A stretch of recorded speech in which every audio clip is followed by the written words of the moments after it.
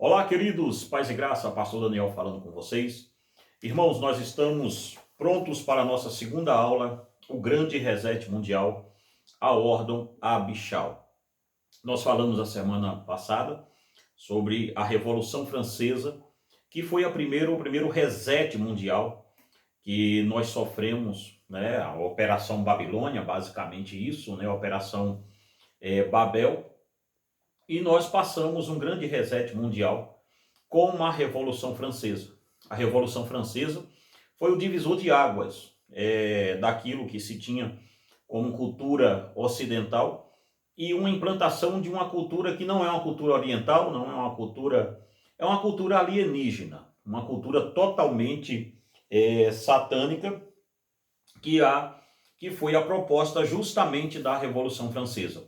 Se você observar bem, na Revolução Francesa nós temos ali a ruptura da filosofia, dos pais da filosofia ocidental, Sócrates, Platão, Aristóteles,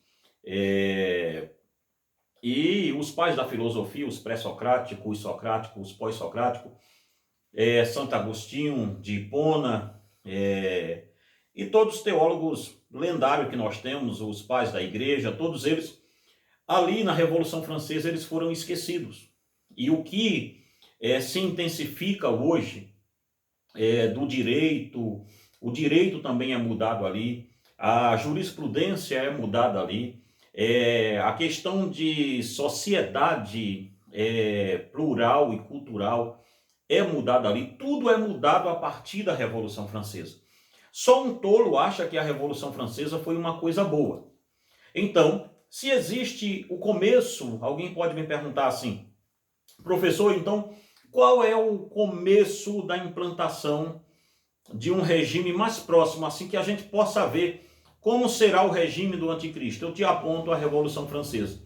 A Revolução Francesa, ela nasceu toda engembrada de um espírito anticlerical, anticatólico, anticristão, anti tudo que represente Deus. Então, se você tem um regime mais próximo de um reset mundial e do que vai ser daqui para frente, será uma Revolução Francesa a nível global.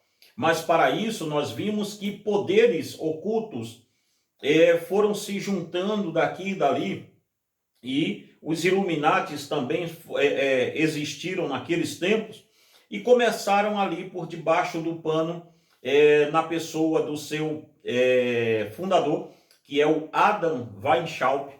Ele começa ali a fazer todo o seu sistema anticlerical e colocar em pauta uma maior ação satânica já vista, que desagou justamente na Revolução Francesa. Então, se você perdeu essa aula da Revolução Francesa, o link da aula está ficando aqui embaixo para você rever. Primeira aula é uma aula grande, você pode ver ela aí, logo depois que você vê essa. E daqui, dando uma pausa, nós vamos estudar hoje sobre os donos do poder. Quem de fato governa o mundo, querido? Quem de fato toma conta disso tudo? Antes disso, eu quero pedir a você aqui, que gosta do nosso trabalho, né? Que é simpatizante do nosso trabalho. Queridos, tem muita gente que vê os nossos vídeos e não são inscritos no canal. Esses vídeos que nós fazemos aqui, vídeo aula, o polígrafo que eu e a Débora fazemos aqui, ele nos custa, querido, muito para fazer. É um custo muito alto de livro, de conhecimento muito alto. E nós não pedimos nada a você. Nós só te pedimos que você se inscreva no canal e que você deixe aí o seu joinha e compartilhe esse vídeo para o máximo de pessoas que você puder. Ok? Dito isso, aquela mendigagem dos youtubers, né? De pedir que se inscreva no canal, porque de fato, irmãos, o que faz a gente estar aqui no ar é você se inscrever no nosso canal. Não faz sentido nenhum a gente preparar uma aula muito grande dessa e falar aí basicamente para ninguém ouvir. Então, deixa o seu like, que quando você deixa aí o seu joinha ou o seu dislike, o YouTube entende que o vídeo é relevante e ele compartilha isso com outras pessoas. Ok? Dito isso, vamos estudar sobre os donos do poder. Vamos lá? Manuel Bonilla Sauras, em sua obra Os Senhores do Socialismo, disse: o mundo está dividido em 3 categorias de pessoas. Uns tantos que fazem acontecimentos se produzir, outro grupo que vela pela sua execução e cuida para que se cumpra, e uma ampla maioria que não sabe jamais o que acontece na realidade. Serge Routin disse: o destino das nações frequentemente depende de homens que não possuem cargos oficiais. Trata-se de sociedades secretas com autênticos governantes ocultos, que decidem nosso destino sem que nos apercebamos. Ou seja, o que esses pensadores estão dizendo aqui é muito simples. É que quem senta nas cadeiras presidenciais, não só do Brasil, mas de todo mundo, quem tem o poder de verdade, querido, não é quem entra e sai durante 4 anos. Se você observar bem, aí você pode pensar, os ditadores têm o poder. Eles também não têm, porque ditadores caem, ditadores saem do poder. Nós vemos isso ao longo da história em todo o tempo. Uma das maiores ditaduras que o mundo já criou, que foi a ditadura russa, ela caiu. O comunismo não, mas a ditadura na pessoa de um governador só, ela caiu. Se você observar, a China, o grande salto de Mao Tse Tung foi um fiasco, mas isso tudo teve promotores por trás disso. Nenhum governo se sustenta sozinho. Para que um governo se sustente lá, nem que seja um ditador, as mãos que balançam o berço, como diz o filme da década de 80, eu acho que o filme é isso, a mão que balança o berço. Então nós vamos dizer que a mão que sustenta as cadeiras para ditadores, para presidentes de países democráticos, para tudo isso, não estão aparecendo na televisão. Estão muito longe disso tudo. Então nós vamos estudar hoje sobre as mãos invisíveis. Quem move os cordéis do mundo? Quem balança o berço? Quem de fato dá as rédeas? Quem de fato dita as regras para o poder continuar?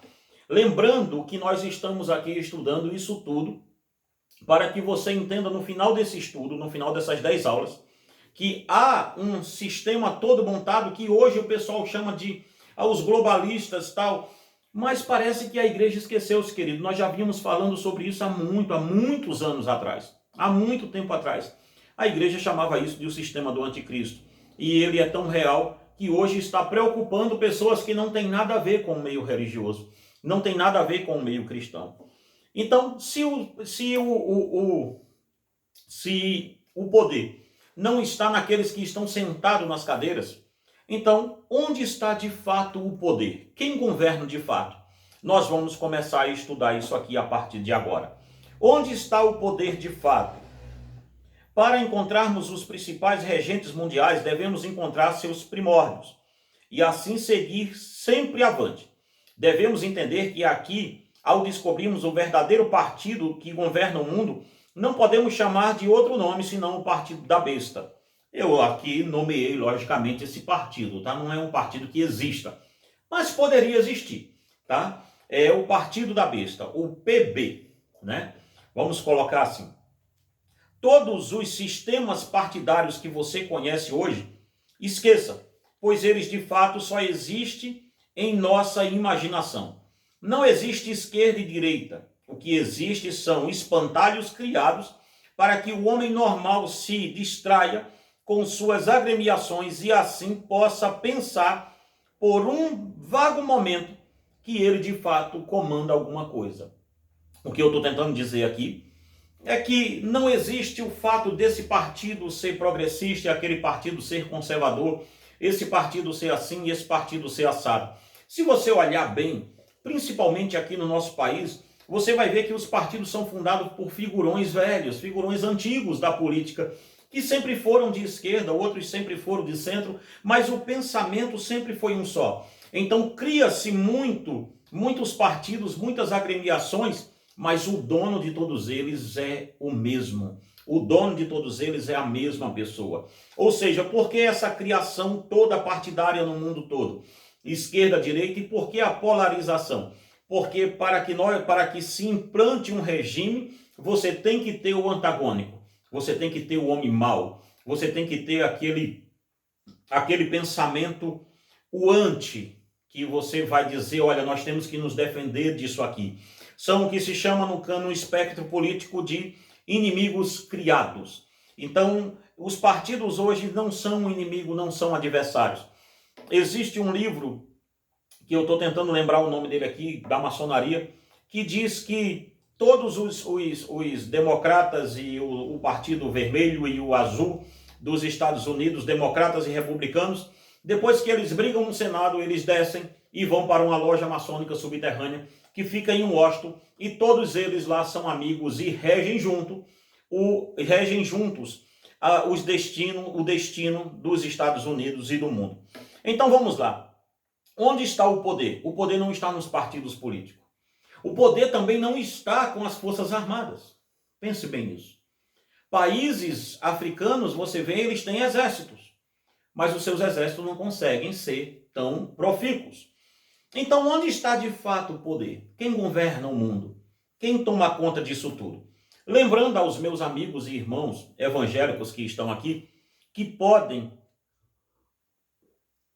por algum motivo, vir aqui dizer: Deus está no controle de tudo. Irmãos, eu sou um calvinista, tá? Então, se tem alguém aqui que sabe que Deus está no controle de tudo, esse cara sou eu. Então, eu sei disso, ok? Eu estou falando no mundo jaz no maligno. Eu estou falando no mundo sistema, quando João disse: não ameis o mundo nem o que no mundo há. Então, o sistema mundano, sim, ele está entregue ao maligno. Então, onde começa o poder? Onde tudo começou?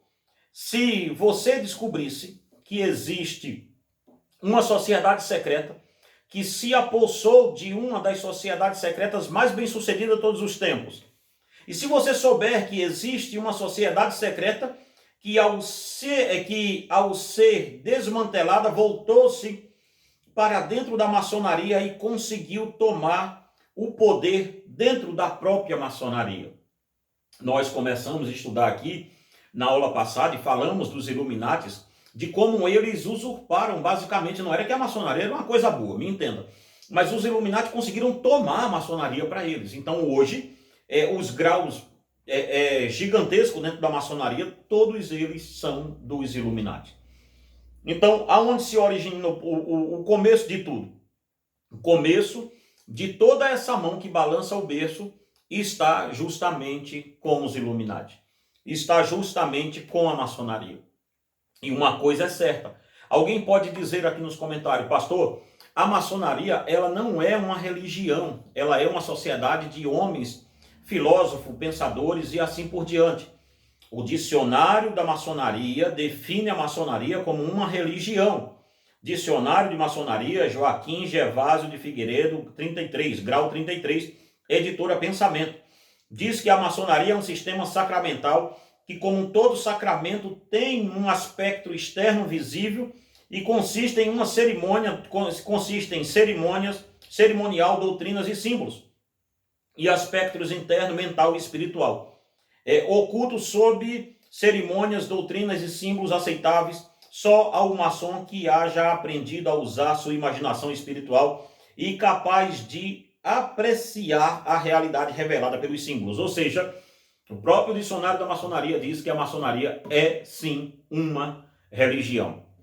Aqui encontramos uma das definições de o que é maçonaria dentro do próprio dicionário da maçonaria. Porém, desde sua fundação, a maçonaria é a religião que mais detesta a Igreja Católica e também é uma religião que mais perverteu o cristianismo protestante. Aqui nós devemos parar a essa altura. Essa aula, queridos, provavelmente será 2 aulas, tá? Os donos do poder parte 1, os donos do poder parte 2, o conflito final, tá ok? Para não ficar uma aula muito extensa aqui de quase 1 hora, nós não queremos isso. Mas veja bem, como eu ia dizendo aqui, a maçonaria é a religião hoje que detesta, tem um pavor, odeia, e eu vou provar em outras aulas aqui o ódio mortal que a maçonaria tem da Igreja Católica e como ela perverteu o protestantismo. A maçonaria virou amiga do protestantismo na questão de quando houve um antagonismo entre reforma protestante e Igreja Católica. A maçonaria entrou ali e disse: o inimigo do meu inimigo é meu amigo, e aí perverteu também o protestantismo de um jeito violento. Dado é que você vê hoje as igrejas evangélicas e de fato você não sabe mais o que é igreja evangélica. Você não sabe mais porque a maçonaria conseguiu fazer com que a igreja evangélica virasse um movimento multifacetado. E hoje você não vê mais ali uma coerência num espectro evangélico, no sentido doutrinário, no sentido de se crer em alguma coisa. É mais um misticismo do que um cristianismo que nós temos hoje no mundo, não é só no Brasil, tá? É venda de rosa, sal, é tanta bobajada que a gente vai vendo, que óleo ungido, tanta coisa que você vai vendo que você não tem mais cristianismo nisso, não tem mais Cristo. Isso foi uma ideia Illuminati, uma ideia da maçonaria de perverter o máximo que pudesse as instâncias protestantes e também instâncias católicas. Mas a maior e mais temível das sociedades secretas foi fundada por um professor de direito canônico, Adam Weishaupt. Ele se baseou no modelo de sociedade dos jesuítas e assim conseguiu fazer uma sociedade secreta mais terrível e eficiente de todos os tempos. Sobre isso, Cristina Martins Jimenez diz: a Ordem dos Illuminati foi uma sociedade secreta fundada pelo professor alemão de direito canônico Adam Weishaupt em 1776, o catedrático que estudou na Universidade Jesuíta de Ingolstadt, onde concluiu um doutorado em filosofia. Copiou a organização hierárquica da Companhia de Jesus, que é os jesuítas. Ele comandou a sua ordem de maneira despótica, exigindo dos subordinados obediência total e irrestrita diante de sua liderança. O objetivo de Weishaupt era a transformação do mundo, porém, sua revolução estava voltada para a imposição de uma elite intelectual governante. Ou seja, ele pretendia imitar o dispositivo iluminista da época. Weishaupt foi demitido da Universidade de Ingolstadt quando descobriram seus segredos. E acabou indo para Gotham. Ele foi apoiado pelos Rothschilds e pelo Duque Ernesto II de Saxe-Gotha, Anteburgo. Então, ele fundou os Illuminatis em 1 de maio de 1776. Segundo o jornalista Andreas Faber-Kaiser, o fato é que este dia foi declarado em um feriado mundial, o Dia do Trabalho ou o Dia do Trabalhador. Quando você comemora o Dia do Trabalhador, saiba disso. Você também está comemorando. Logicamente, a gente comemora o Dia do Trabalho, mas o Dia do Trabalho foi uma alusão ao dia do nascimento dos Illuminatis. Então, o Adam Weishaupt foi filho do iluminismo e do movimento iluminista, cujo símbolo consagrado foi a Revolução Francesa. Ele defendia e acreditava piamente que a luz da razão era a única capaz de iluminar os homens e deixar para trás as trevas e a superstição derivada da religião católica. Como tantos outros de seu tempo, Adam orientava toda a sua fé na direção do progresso. Esse livro que eu li aqui agora chama-se Os Donos do Poder, da editora Vide Editorial. Ainda sobre a função dos Illuminatis, em seu livro O Anticristo, o poder oculto por trás da nova ordem mundial, Robin de Ruyter diz: naquele tempo, milhares de eminentes europeus foram cooptados por Weishaupt e ingressaram na ordem dos Iluminados. O projeto era apoiar-se ao poder de todos os reinos mediante uma legião de conspiradores que governariam nas sombras, segundo um plano preciso de domínio universal, com o talento da organizador do preeminente Barão King e a ajuda de um grupo de antigos maçons que não tinham encontrado na maçonaria a ação direta que esperavam. Os Illuminatis de Weishaupt se transformaram em menos de 5 anos donos ocultos da Baviera, e dos estados vizinhos. O nome desse livro é O Anticristo. Então perceba bem uma coisa. A própria maçonaria e algumas sociedades secretas estavam ali já descontente com alguns maçons já estavam descontentes com tanta reunião maçônica que não acontecia e não chegava a canto nenhum. Então o que se faz é unir-se a uma sociedade secreta que estava nascendo, que era a Sociedade dos Illuminati. Viram ali a organização maçônica e a organização jesuíta junto. Queridos, quem entende um pouco de educação vai saber, de educação eu digo de regime educacional, ok? Quem entende um pouco de administração de educação, quem foi professor ou quem conhece o que é o regime educacional jesuíta. Ou se não conhece, era para conhecer, ok? E sabe que o sistema organizacional dos jesuítas, eles são infalíveis. Agora imagine isso elevado ao cubo junto com a questão da sublimação da organização maçônica junta. Então nós temos aqui uma sociedade secreta que conseguiu juntar o que havia de mais terrível nessas outras duas sociedades. Então os Illuminatis, eles começaram a ser maçons Illuminatis e começaram a voltar para dentro da maçonaria. E não demorou muito e a maçonaria estava tomada pelos Illuminati. Então, quando nós falarmos de maçons aqui, sim, são maçons, mas hoje a maçonaria, a grande maçonaria mesmo, não as maçonarias lojinha de pé de serra, essa coisa não, estou falando da coisa grande. É impossível que ela não seja governada pelos Illuminati. É impossível. E nós vamos provar ao longo desse estudo aqui. Mas uma outra questão, essa primeira aula é muito técnica para você entender quando chegar lá na frente o que que aconteceu. Mas você pode dizer, pastor, até agora eu não estou muito convencido, porque não se tem nenhuma prova que os Illuminatis de fato apareceram ou existiram.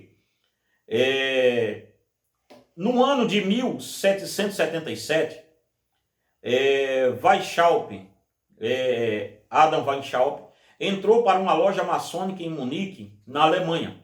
Ali mais tarde ele conheceu Adolf Freth, Adolf Freth von Kinger. Esse homem é quem vai fazer todo o projeto de organização e captação de todos os nobres e ricos da Europa para fazer parte do grupo dos Illuminati. Toda cabeça pensante, toda gente de dinheiro da Alemanha, todo aristocrata grande o King. O Kinger, ele conseguiu cooptar e trazer para os Illuminati. Então ali nos Illuminati, em menos de 5, 6 anos, 10, já tínhamos ali os banqueiros imperiais, já tinham ali gente da política real, já tinha muita gente ali envolvida, porque essa sociedade nasceu em universidade. Então a classe pensante estava toda ali. Então o que é que acontece aqui? Eles começaram a cooptar gente desse tipo, mas houve um tempo em que eles foram descobertos. E aqui é que está como é que eles foram descobertos. Como os Illuminatis foram descobertos. Vale ressaltar que absolutamente tudo sobre Illuminati estava em total sigilo, como vimos. Em cerca de 5 anos, os seus tentáculos já haviam tomado conta de quase toda a Alemanha. Eles já haviam contaminado a maioria das ordens secretas e já havia literalmente tomado a maçonaria para eles. Então, em 5 anos, veja que sociedade secreta letal.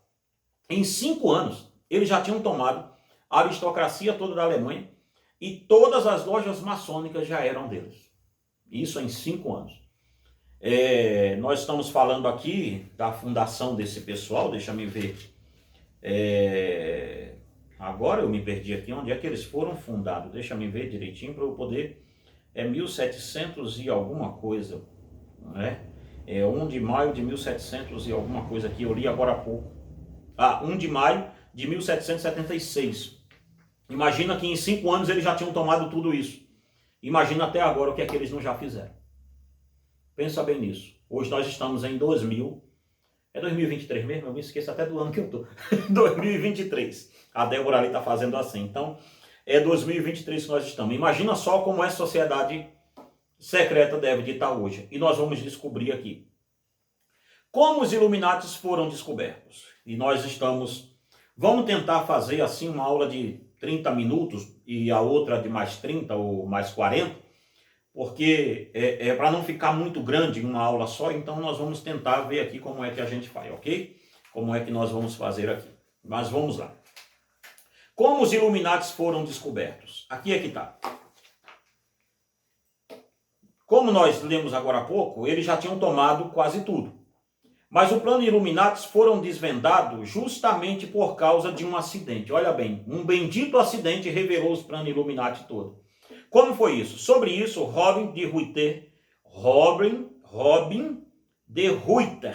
diz: quando em 10 de julho de 1785, um raio matou Jacob Lang, membro da ordem, a polícia encontrou alguns documentos que descreviam a conspiração dos Illuminati. Imediatamente ordenou-se a dissolução da ordem.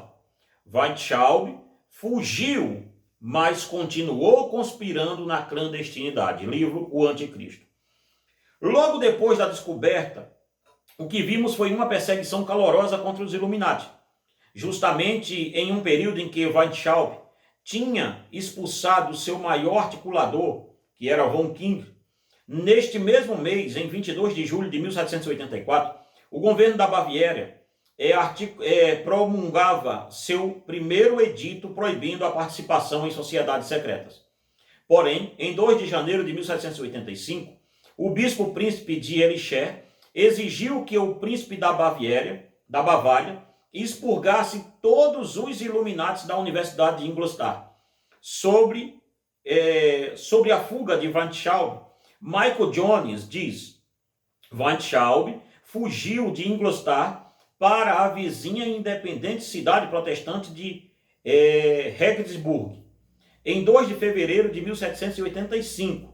E em 2 de março, quando o príncipe da Bavária, Carlos Teodoro, promulgou o segundo edito, a loja Minerval de Ingolstadt, agora sem o comando de Weishaupt, foi dissolvida.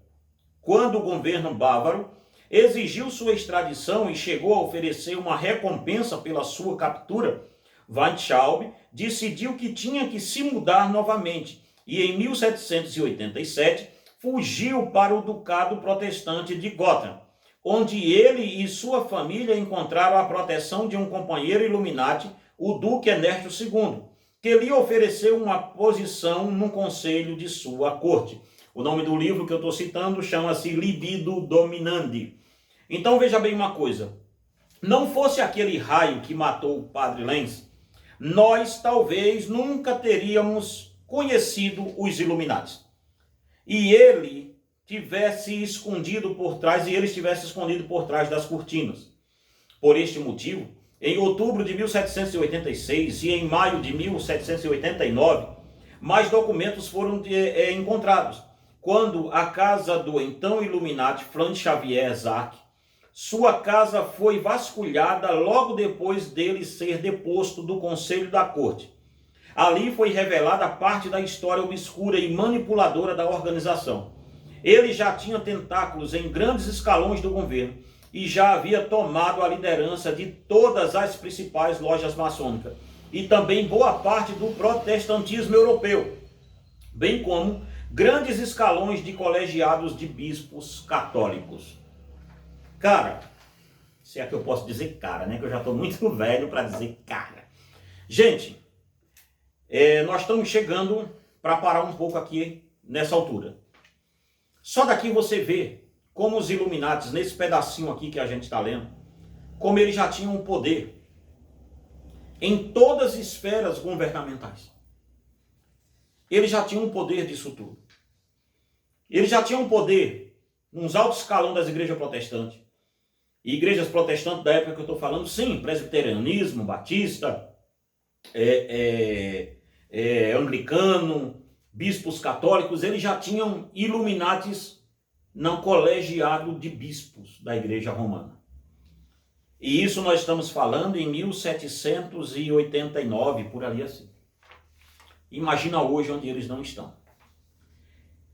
Estes documentos foram publicados, mas parece que o efeito foi contrário. Veja, o grande erro foi o governo alemão, para se valer rápido e tentar resolver a questão Illuminati e purgar eles de vez, o que é que eles fizeram?